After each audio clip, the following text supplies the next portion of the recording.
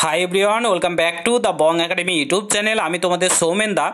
তো এই মুহূর্তের বিগ ব্রেকিং নিউজ, তোমাদের কলকাতা পুলিশ কনস্টেবল এবং লেডি কনস্টেবলের যে প্রিলি পরীক্ষা 1 ফেব্রুয়ারি হওয়ার কথা ছিল, ঠিক আছে, সেই ডেটটা কিন্তু এগিয়ে চলে এলো। তোমাদের exam date Kolkata police constable lady কনস্টেবলের যে প্রিলিমিনারি এক্সাম ডেট সেটা কিন্তু এগিয়ে এলো, ঠিক আছে। আর তোমাদের কেপিএস এবং সার্জেন্টের যে 15 তারিখ পরীক্ষা হওয়ার কথা ছিল সেটা কিন্তু পোস্টপোন করে দেওয়া হচ্ছে। এই মাত্র নোটিশ প্রকাশিত করলো WBPRB board.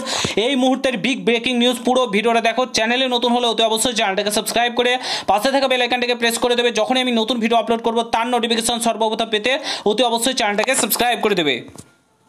On screen officially notification দেখতে পাচ্ছ, West Bengal police recruitment board Araksha ভবন। এখানে তোমরা যেমনটা দেখতে পাচ্ছ রিক্রুটমেন্ট টু দ্য পোস্ট। এখানে তোমাদের ডেট দেখে নাও, তোমাদের ডেট বলে দিয়েছে 18/9/2025। তোমাদের এখানে দেখতে পাচ্ছ 31/7/2025 তোমাদের যে রেফারেন্স সেটা এখানে দেওয়া রয়েছে, ঠিক আছে। এখানে তোমাদের কি বলেছিল, 15/10/2025 তোমাদের কেপিএস এবং সার্জেন্টের যে মেন পরীক্ষা সেটা হওয়ার কথা ছিল, সেটা পোস্টপোন করে দেওয়া হচ্ছে। এবং প্রিলিমিনারি রিটেন টেস্ট তোমাদের recruitment of the post of constable lady constable in Kolkata police 2024, এটার পরীক্ষা 1/2/2026 হওয়ার কথা ছিল, সেটা এগিয়ে এসে 21/12/2026 হতে চলেছে। অর্থাৎ ডিসেম্বর মাসের 21 তারিখ তোমাদের কলকাতা পুলিশের প্রিলি পরীক্ষা হতে চলেছে।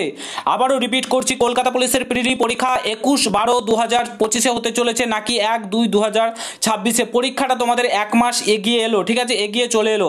প্রত্যেকে প্রস্তুতি জোর কদমে চালাও, সামনে অনেকগুলো পরীক্ষা তোমাদের জন্য অপেক্ষা করছে। ভিডিওটা প্রচুর পরিমাণে শেয়ার করো, চ্যানেলে নতুন হলে অবশ্যই সাবস্ক্রাইব করে যাও এবং প্রত্যেকের সঙ্গে ভিডিওটা শেয়ার করবে, ঠিক আছে। তোমাদের 21/12/2025 তোমাদের এক্সাম ডেট হতে চলেছে কলকাতা পুলিশের। আর কেপি এসআই এবং সার্জেন্টের আপাতত এক্সাম ডেটটা পোস্টপোন করে দেওয়া হচ্ছে, ঠিক আছে, পোস্টপোন করে দেওয়া হচ্ছে। এখন তোমাদের কবে এক্সাম হবে সেটা পরবর্তীকালে জানিয়ে দিবে। যতদিন না ওবিসি কেস মিটছে তোমাদের রেজাল্ট প্রকাশিত হবে না, এটা বোঝা যাচ্ছে। ওবিসি কেস না মিটলে কোনো এক্সাম প্রকাশিত হবে না, বাট এক্সামগুলো তোমাদের কন্ট্যাক্ট করাবে, ঠিক আছে।